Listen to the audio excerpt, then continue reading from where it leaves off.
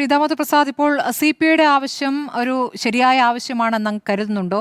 ഇനിയിപ്പോൾ CPI എത്ര ആവശ്യപ്പെട്ടാലും ഇതിൽ കൂടുതൽ എന്ത് ചെയ്യാൻ? ഇപ്പോൾ ചെമ്മീൻ ചാടിയാൽ ചട്ടിയോളം എന്ന് പറയുന്ന പോലെ ഈ പ്രതിഷേധം ഇപ്പോൾ ഒറ്റയ്ക്കിരിക്കുമെന്നൊക്കെ പറയുന്നത് ഒരു സമ്മർദ്ദ തന്ത്രമാണ്. അതിലപ്പുറം CPI എന്ത് ചെയ്യാൻ? ഇപ്പോൾ ഈ മുന്നണിയിൽ നിന്ന് പുറത്തു പോയിട്ട് CPIക്ക് മറ്റു രാഷ്ട്രീയ ഭാവിയുണ്ടോ എന്ന ഒരു ആത്മവിശ്വാസത്തിലാണോ CPM ഇപ്പോൾ അതിന് വഴങ്ങേണ്ടതില്ല എന്ന തീരുമാനമെടുക്കുന്നത്?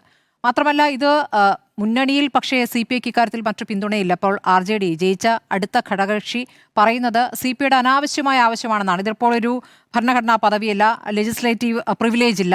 അങ്ങനെ വരുമ്പോൾ എന്തിനാണ് ഇതിൽ ഈ ബലം പിടിക്കുന്നത്? അങ്ങനെ ബലം പിടിക്കുമ്പോൾ എന്താണ് സംഭവിക്കുന്നത്? LDF ചേരാൻ പറ്റുന്നില്ല, പ്രധാനപ്പെട്ട വിഷയങ്ങൾ ഒരുമിച്ച് നീങ്ങാൻ പറ്റുന്നില്ല, പ്രതിപക്ഷം എന്ന നിലയ്ക്ക് സമരങ്ങൾ ആലോചിക്കാൻ പറ്റുന്നില്ല. അപ്പോൾ ഒറ്റയ്ക്കൊറ്റയ്ക്ക് നീങ്ങിയാൽ മതിയോ എന്ന് RJD ആശങ്കപ്പെടുന്നുണ്ട്.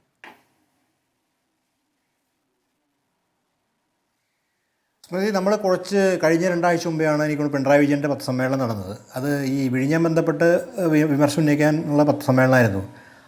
ആ നിമിഷം ഇപ്പോഴും CPMൻ്റെ പരമോന്നത നേതാവായ അദ്ദേഹത്തിന് എതിർവാക്ക് ഉണ്ടെന്ന് പറയുമ്പോൾ ചില അഭിപ്രായങ്ങളൊക്കെ ഉണ്ടെങ്കിലും അദ്ദേഹത്തിൻ്റെ വാക്ക് കേരളത്തിലെ സംസ്ഥാന നേതൃത്വം ലംഘിക്കുമെന്നല്ല. അദ്ദേഹം വളരെ അസന്നിഗ്ധമായി പറഞ്ഞു, കീഴ്വഴക്കമില്ല, ഉപപ്രതിപക്ഷ നേതാവ് സ്ഥാനം CPIക്ക് ലഭ്യമല്ല എന്ന് നിങ്ങളെല്ലാവരും കണ്ടു, ലോകം കണ്ടു. ആ വീഡിയോ ഉണ്ട്.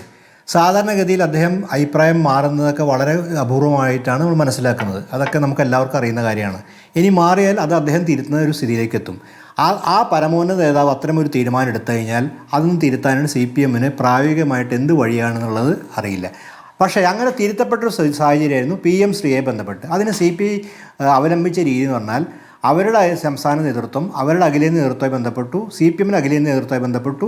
അതൊരു പൊതുചർച്ചാ വിഷയമാക്കി മാറ്റി. പൊതുചർച്ചാ വിഷയത്തിൽ അതൊരു സംഘപരിവാർ ബന്ധത്തിന് വിഷയം കൊണ്ടുവന്നു. ആ വിഷയം കൊണ്ടപ്പോൾ അത് കേരളത്തിലെ സംസ്ഥാന നേതൃത്വം ഒരുപക്ഷെ സംസ്ഥാന സെക്രട്ടറിക്ക് അറിയായിരുന്നു CPMൻ്റെ ഉൾപ്പെട്ട വിവരം.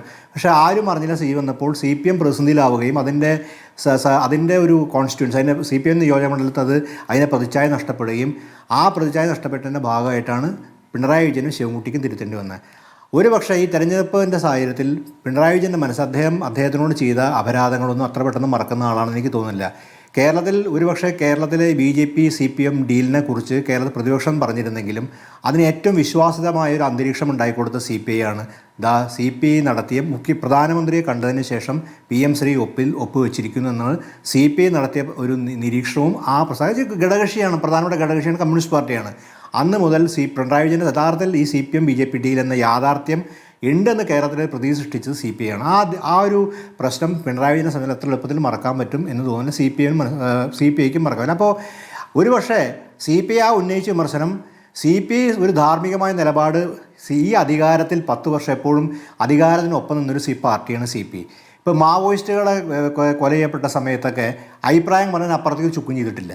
ഇവർ പല ഘട്ടങ്ങളിലും ധാർമ്മികമായ ചില അഭിപ്രായങ്ങൾ CPM തിരുത്തു. ഒരേ കാര്യം, CPI ഒരു ചെറിയൊരു പാർട്ടിയാണ്, ആദിമ കമ്മ്യൂണിസ്റ്റ് പാർട്ടിയാണ്. ശരിയാണ്, ആദിമ കമ്മ്യൂണിസ്റ്റ് പാർട്ടി എന്ന നിലയിൽ ഈ ഒരു ആധിപത്യം ചെലുത്താൻ വേണ്ടി ഇങ്ങനെ ധാർമ്മികമായൊരു അഭിപ്രായം CPM ഇടയ്ക്കിടയ്ക്ക് വെട്ടിലാക്കുന്നതിൽ കവിഞ്ഞ് ഈ അധികാരത്തിൻ്റെ എല്ലാവിധ സൗകര്യങ്ങളും ഉപയോഗിച്ചിട്ടുള്ളതാണ് CPI നേതൃത്വവും CPI മന്ത്രിമാരും CPIയുടെ ഈ എല്ലാവിധ ഗുണഭോക്താക്കളും എന്നുള്ള നമുക്ക് യാഥാർത്ഥ്യം നന്നായിട്ട് അറിയാം. അവരെല്ലാ കമ്മിറ്റികളും പല അവർക്ക് ബന്ധപ്പെട്ട എല്ലാവിധ സ്ഥാപനങ്ങളും ഉണ്ടായിരുന്നു. അപ്പോൾ അധികാരത്തോട് വലിയൊരു താല്പര്യം കാണിച്ച് ഈ രാഷ്ട്രീയ പാർട്ടിയെ സംബന്ധിച്ചിടത്തോളം അവർ ധാർമ്മികമായി CPMനെ പ്രതിനിധിപ്പെടുത്തിയതാണ് PM ശ്രീ. ആ ഒരു പ്രശ്നത്തിൻ്റെ അടിസ്ഥാനത്തിൽ ആണ് ഈ അവർ ഇലക്ഷൻ തോൽക്കാൻ നിർണായകമായതൊരു ഘടകമാണ്. അത് നമ്മൾ എത്ര നിശ്ചയിച്ചാലും PM ശ്രീ ഒരു ചർച്ചാ വിഷയം കേരളത്തിലെ CPM BJP ഡീലിനെ കുറിച്ച് ചർച്ചയുണ്ടെങ്കിൽ അത് ഈ ഇലക്ഷനെ ബാധിച്ചിട്ടുണ്ട്. അതിനുശേഷമാണ് നമ്മൾ ഈ പ്രശ്നങ്ങളിലേക്ക് വരുന്നത്. ഇനി നമ്മൾ യാഥാർത്ഥ്യബോധത്തോട് ചോദിച്ചാൽ എന്താണ് ഈ പ്രതിപക്ഷ ഉപനേതാവ് സ്ഥാനം? എന്താണ് അതിൻ്റെ പ്രത്യേകത? കേരളത്തിൻ്റെ രാഷ്ട്രീയത്തിൽ ഇപ്പോൾ സോനം വാങ്ചുക്ക് സമരം നടത്തുന്നു, CJP സമരം നടത്തുന്നു, നീറ്റ് പരീക്ഷയുടെ ചോർച്ചയെ ബന്ധപ്പെട്ട് അവിടുത്തെ ഒരു പ്രധാനപ്പെട്ട സമരം. ഇതിന് വളരെ ദേശീയമായ കോൺസിക്വൻസുള്ള സമരമാണ്. കേരളത്തിൽ ഇപ്പോൾ സതീഷ് സർക്കാരിനെതിരെ ആരോപണങ്ങൾ ഉണ്ടെങ്കിൽ പ്രത്യേക സമരത്തിൻ്റെ ഒരു ആവശ്യം വന്നിട്ടില്ല. അതായത് പബ്ലിക്കിന് കൺവിൻസിങ് ആയ ഒരു ആർഗ്യുമെൻ്റ് രാഷ്ട്രീയമാണല്ലോ കമ്മ്യൂണിസ്റ്റ് പാർട്ടിയാണ് ഏത് രാഷ്ട്രീയ പാർട്ടിയിലും. ഈ പ്രതിപക്ഷ ഉപനേതാവ് എന്ത് ഈ പാർലമെൻ്ററി വ്യാമോഹം തന്നെയല്ലേ ഇതിൻ്റെ അകത്ത് CPIക്ക് ഉള്ളത്? അതായത് കമ്മ്യൂണിസ്റ്റ് പാർട്ടി പാർലമെൻ്ററി ഉപനേതാവ് വെച്ചിട്ടുള്ള സമരം നടത്തുക, അവരെ സംബന്ധിച്ചിടത്തോളം കമ്മ്യൂണിസ്റ്റ് പാർട്ടിയെ സംബന്ധിച്ചിടത്തോളം അതിൻ്റെ ജീവത്തായ സമരം എന്ന് പറഞ്ഞാൽ പാർലമെൻറ്റിന് പുറത്തിറക്കുന്ന സമരമാണ്.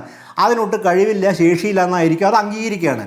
ബിനോയ് സംബന്ധിച്ചിടത്തോളം CPIയും സംഭവം സ്ട്രൈക്ക് റേറ്റിനെ കുറിച്ചൊക്കെ ജയക്കുട്ടി സാറ് പറഞ്ഞൊക്കെ ശരിയാണ്. പക്ഷേ CPM അത് വലിയ പ്രതിസന്ധി ഇലക്ഷനിൽ നേരിട്ടുണ്ട്.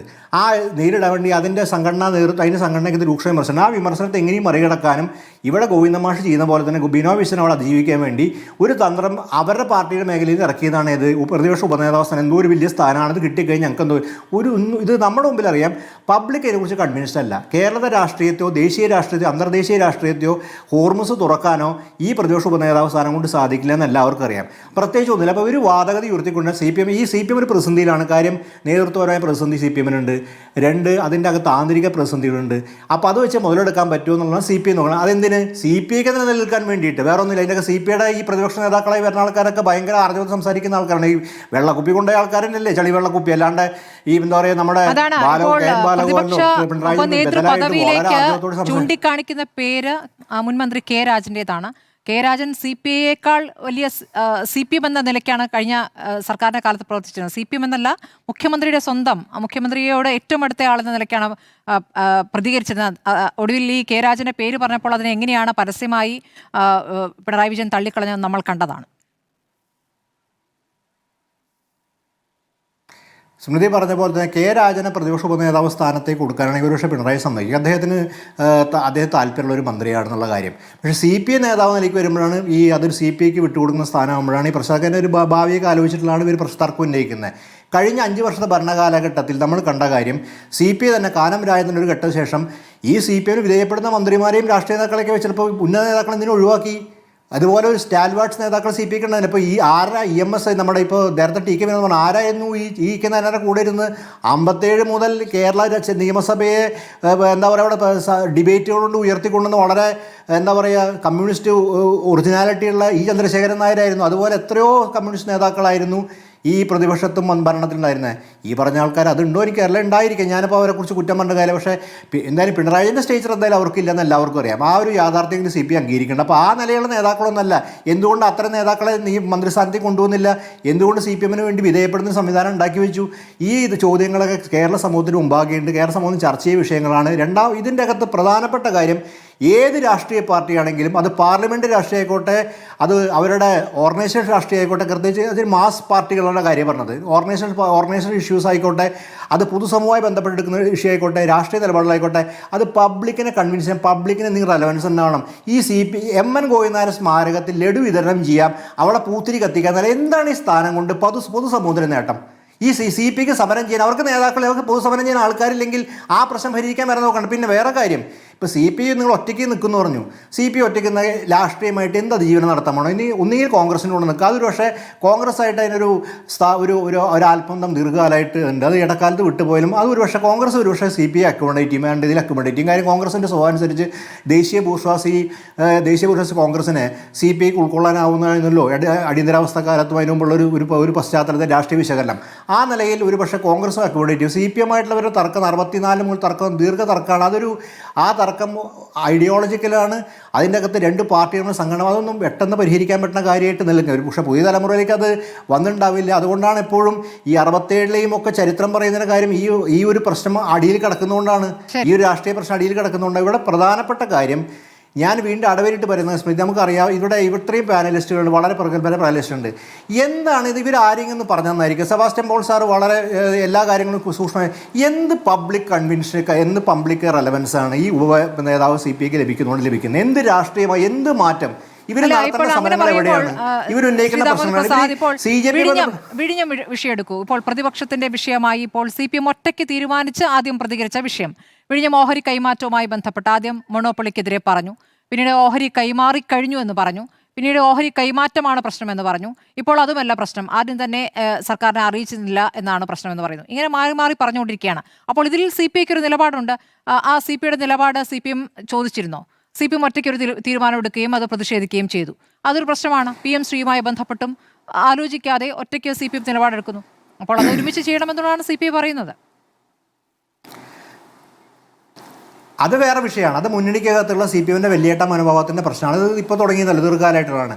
ഞാൻ തിരിച്ചു ചോദിക്കട്ടെ, ഈ കേരളത്തിൽ അദാനിയെ ബന്ധപ്പെട്ട് കഴിഞ്ഞ ഗവൺമെൻറ്റിൻ്റെ കാലത്ത് മത്സ്യത്തൊഴിലാളികളോട് സമരം ചെയ്യുമ്പോൾ BJPയോടോ CPM സമരം ചെയ്യുമ്പോൾ എന്തായാലും CPIയുടെ നിലപാട്?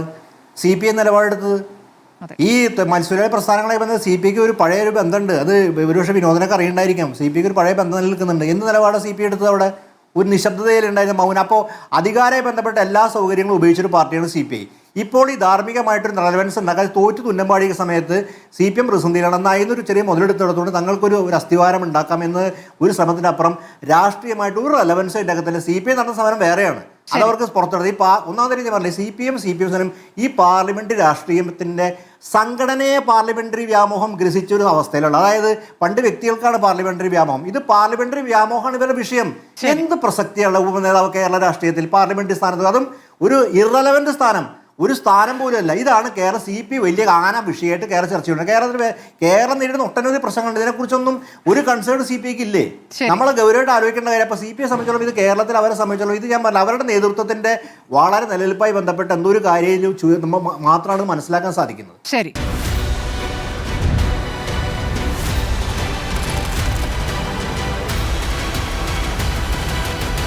ഡിബേറ്റ് വിത്ത് സ്മൃതി പരുത്തിക്കാട്.